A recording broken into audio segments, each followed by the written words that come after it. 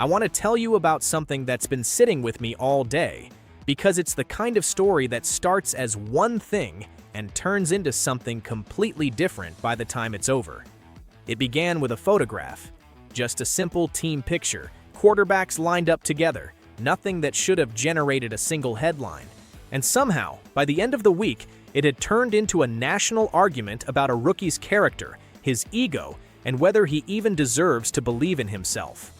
So let's actually walk through what happened, because I don't think the full picture has been told the right way yet. Rex Ryan looked at that Cleveland Browns quarterback photo and decided he saw something troubling in it. Not bad footwork, not a blown read, not anything that happened on a football field at all. He saw a young man standing with confidence, and somehow that became the problem. His response was blunt, and I mean genuinely blunt, telling Shedeur Sanders that great talent needs to be realized as a franchise quarterback, that there has to be more we than me. On its own, maybe that sounds like veteran wisdom being passed down.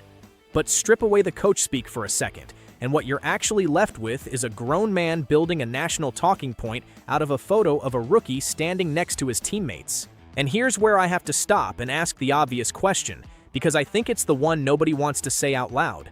What exactly did Shedeur do wrong in that picture? He didn't cut in line. He didn't demand the center spot. He didn't say a single word. He simply existed in a photo the way every other rookie in that room existed in the same photo. But because it's him, because of the name attached to him, because of the attention that follows him into every room he walks into, that photo became evidence in a case that had already been decided before it was ever opened. This isn't new, by the way. Rex Ryan has been circling Shedeur Sanders for a while now, and if you go back through the timeline, the pattern gets harder and harder to ignore.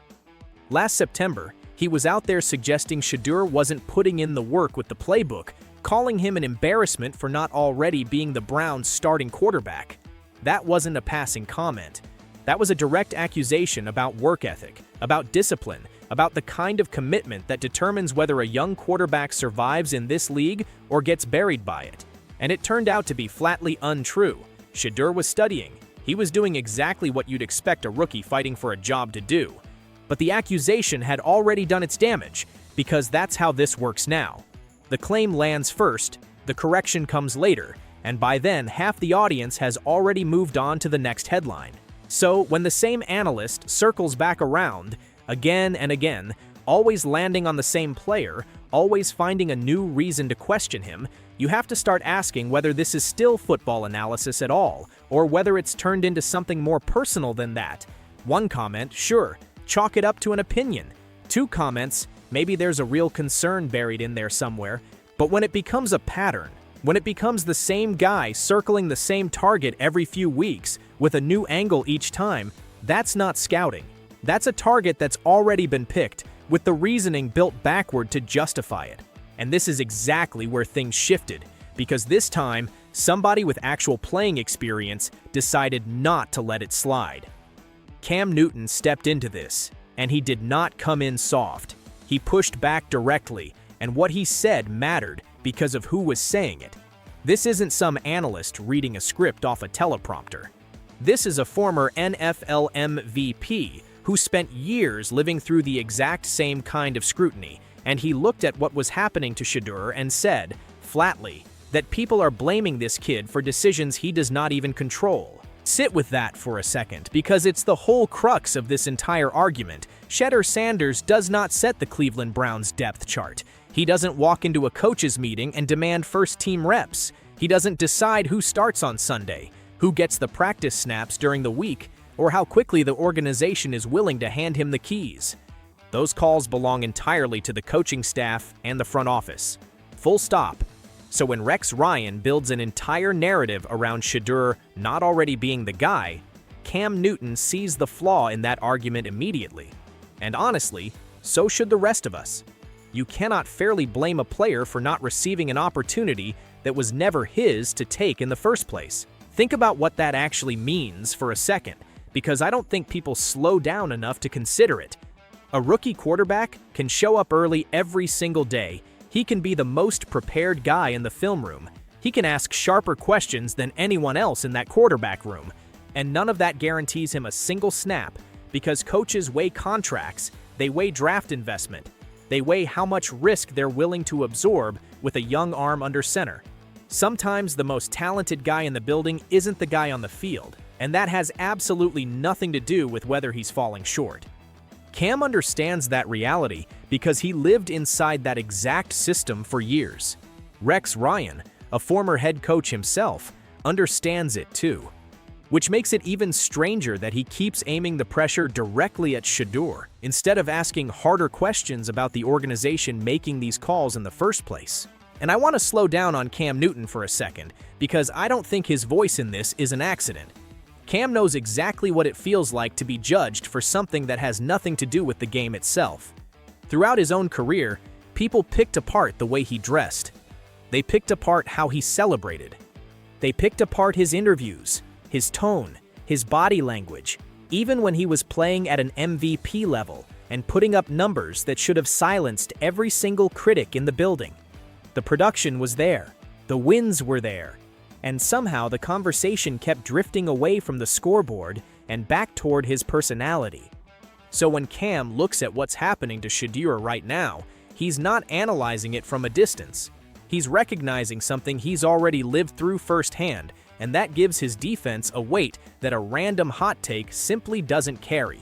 Here's what really gets me about this whole situation, and it's something Cam pointed to directly. Shedeur is trapped in a no-win box, and it doesn't matter which direction he moves. If he stays quiet, people say he lacks leadership. If he speaks with confidence, they say he's too full of himself. If he smiles in a team photo, suddenly he wants too much attention. If he keeps a serious face, they say he's not connecting with his teammates. There is no version of this where he wins because the story was already written before he ever opened his mouth. That's not fair evaluation. That's a no-win trap dressed up as accountability. And look, I want to be completely fair here, because Cam Newton never once said Shedeur should be shielded from criticism entirely. Every rookie has to earn his spot. Every young quarterback has to prove he can handle NFL speed, NFL pressure, NFL disguised coverages coming at him in real time. Nobody's arguing that Shedeur gets a free pass just because of his name or his popularity. That's not the point being made here at all. The point is that there's a real difference between honest football criticism and constantly hunting for reasons to tear a guy down before he's even had a fair shot to show what he can do. Cam's entire argument boils down to this: judge Shedeur by what he actually does with real opportunities, not by assumptions built on a single photograph or a single confident sentence in a press conference. Now let's actually go back to that photo for a second, because I think it deserves more scrutiny than it's gotten. Rex Ryan looked at that image and apparently saw a player trying to position himself as the face of the franchise before he'd earned that right. But think about what a photograph can actually tell you, and more importantly, what it can't. It can't tell you who showed up earliest for meetings that week. It can't tell you who stayed after practice grinding through extra film. It can't tell you which quarterback asked the sharpest question in the room or helped a struggling teammate work through a read. A photo captures a single frozen second, and somehow that frozen second became the entire foundation for a character argument that spread across national television. And here's the double standard that I think is the real story buried underneath all of this. When another young quarterback stands confidently in a team photo, people call him a natural leader, a guy who belongs in that room. When Shedeur does the exact same thing, it gets read as arrogance. When another player enjoys the media attention that comes with a new season, that's treated as excitement, as energy, as exactly what you'd want from a competitor. When the cameras find Shedeur, some people act like he personally summoned them there. That gap in how the exact same behavior gets interpreted is impossible to ignore once you actually start looking for it, and once you see it, you can't unsee it. Some of that comes down to his name, obviously. Being Shedeur Sanders' son guarantees a level of attention most rookies never have to deal with. But it's not only the name, it's how he carries himself. He talks with certainty, he dresses with intention, he doesn't shrink from a moment or act like the spotlight makes him nervous. Some people love that in a young player, because a quarterback who doesn't believe in himself doesn't last long in this league. Other people see that exact same quality and decide it must mean he thinks he's above the room. And that split in perception, more than anything happening on the practice field, is what's actually shaping this entire conversation before he's even taken a real regular season snap that matters. And that's exactly why Rex Ryan's voice carries so much weight in this, for better or worse. He's not some anonymous account yelling into the void. He's a former NFL head coach with a massive television platform, and when he questions a young player's preparation or his character, millions of people hear that as informed, credible football analysis. That's a real responsibility to carry. And if you're going to attack a player's character on that kind of stage, the evidence backing it up should be a whole lot stronger than where he happened to be standing during a scheduled team photo shoot. Cam Newton understands exactly how dangerous these visual moments can become once they get weaponized. He spent years watching his own celebrations, his clothing, even his facial expressions get dissected and turned into storylines that had absolutely nothing to do with football. He knows firsthand how quickly confidence gets rebranded as selfishness the second the public has already decided who you are. And I think that's precisely why he stepped into this conversation instead of letting it slide by. He recognizes the exact shape of this pattern because he's already lived every single stage of it. Let's talk about what happens next, because this is where it gets genuinely interesting to me. Cam Newton's message to Shedeur wasn't about winning an argument on television. It was about understanding where the actual battle is going to be decided, and it's not in a studio, and it's not underneath a single viral photograph.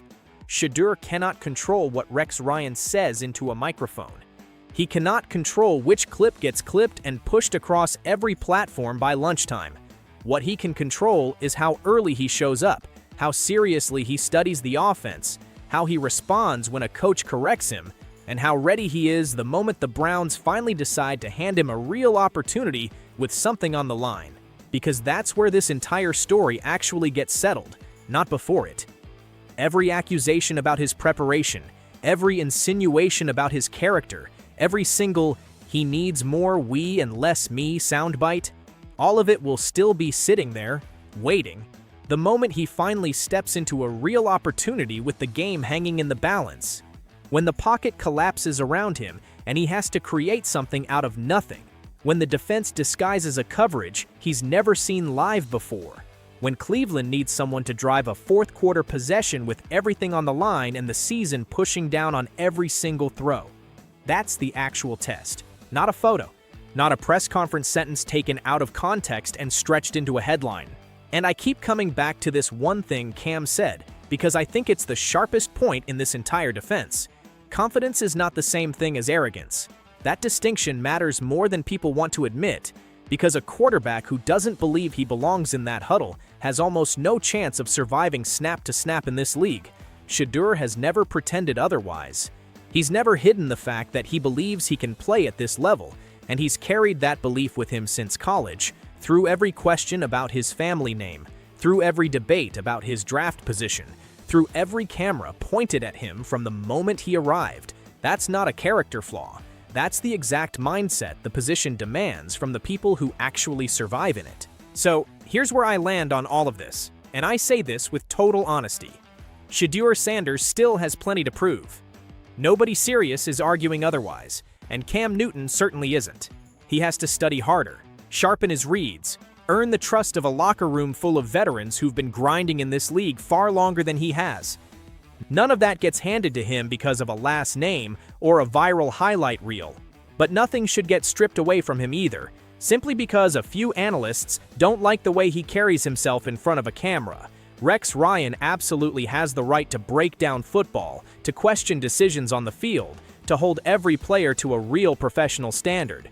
That part of the job is completely fair, but the moment the criticism drifts away from throws and reads and starts targeting photographs, posture, and assumptions about who somebody is as a person, that's not analysis anymore. That's something else entirely, and I think a lot of people watching this unfold can already feel that shift happening in real time. The best part of all of this, honestly, is that Shedeur doesn't need to win this fight on television at all. He doesn't owe anyone a response to every clip or every headline built around a single photograph. His actual answer is still coming, And it's going to arrive the moment Cleveland finally puts the ball in his hands with something real on the line. If he takes that moment and delivers, every single one of these comments is going to resurface instantly, and suddenly the pressure won't just be sitting on him anymore. It's going to land squarely on every single voice that decided who he was before he ever got the fair chance to show them otherwise.